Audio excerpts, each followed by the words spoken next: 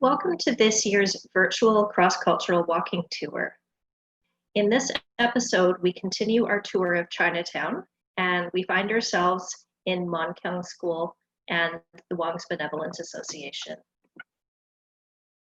Ngomeng Hai Wong Lai Jun.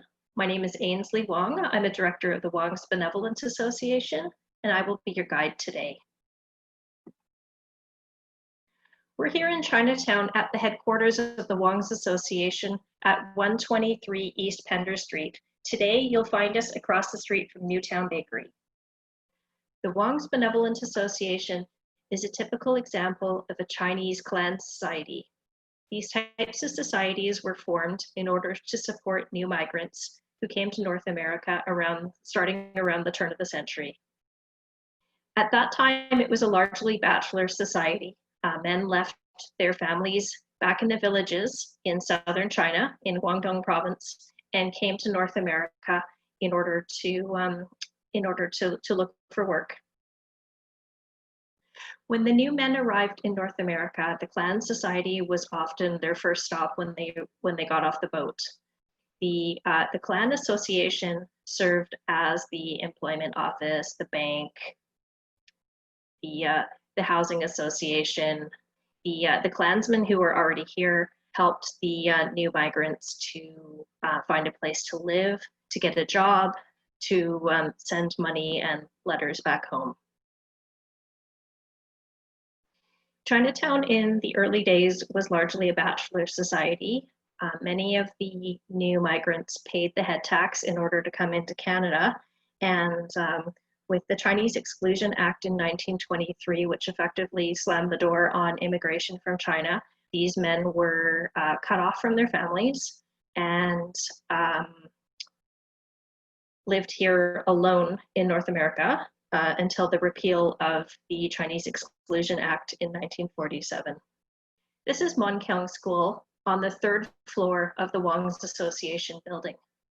Keang was founded in 1925 in order to support the growing numbers of Chinese Canadian families in Chinatown.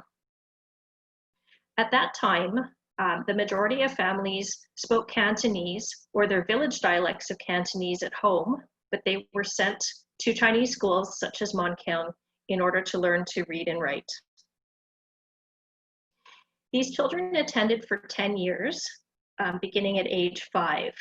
The classes ran Monday to Friday after their regular school starting at 4 o'clock and also on Saturday mornings.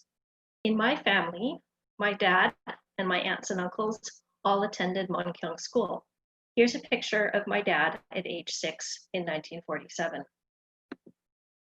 And here's a picture of my dad when he recently returned to Keang School in order to speak to the current class.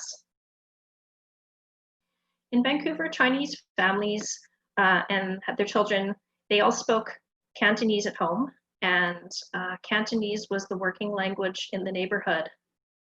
It was thought that it was important for the children of Chinese families to have a formal Cantonese education so that the children would be fluent in Cantonese, so that they would be able to work and conduct business within Chinatown. At that time, Vancouver was quite discriminatory, and Chinese families largely lived and worked within the boundaries of Chinatown. So it was thought that it was important to get a good education so that you would be able to get a job in the community and be able to communicate. In the 1950s and 60s, enrollment at Keang and the other Chinese schools in Chinatown was strong. The classrooms were full. But starting in the 1970s, there was some outward migration to the suburbs by Chinese Canadians, such as my parents, who were able to live and work outside of Chinatown for the first time. The children of the 70s, like me, either attended Chinese schools in their own neighborhoods, or they missed out entirely on the Chinese school experience, like I did. At that time, it was stressed that kids should fully assimilate and be model Canadians. So instead of spending the time on Chinese lessons, I was encouraged to do sports and extracurricular activities and to fully live the life of a Canadian kid in the suburbs. Chinese school enrollment at Keang continued to decline, and the school closed in 2011. However, today Cantonese is considered an endangered language, and we were really pleased to be able to partner with UBC and Youth Collaborative for Chinatown in order to reopen the school in 2016 for a different learning experience.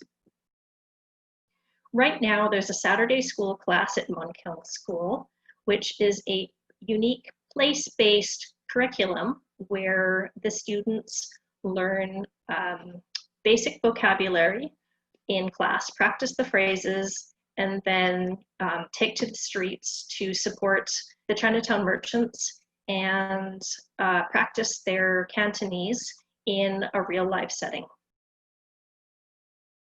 The Wong's Benevolent Association has a second building, which is a block west at 29 East Pender Street. This building is the headquarters of the Han Sing Athletic Association, and we're super pleased that we will be holding a Museum of Vancouver exhibit starting this summer, and this exhibit is called A Seat at the Table. Please stay tuned for news regarding the launch and join us for this exciting development in Chinatown. Thanks for joining me today.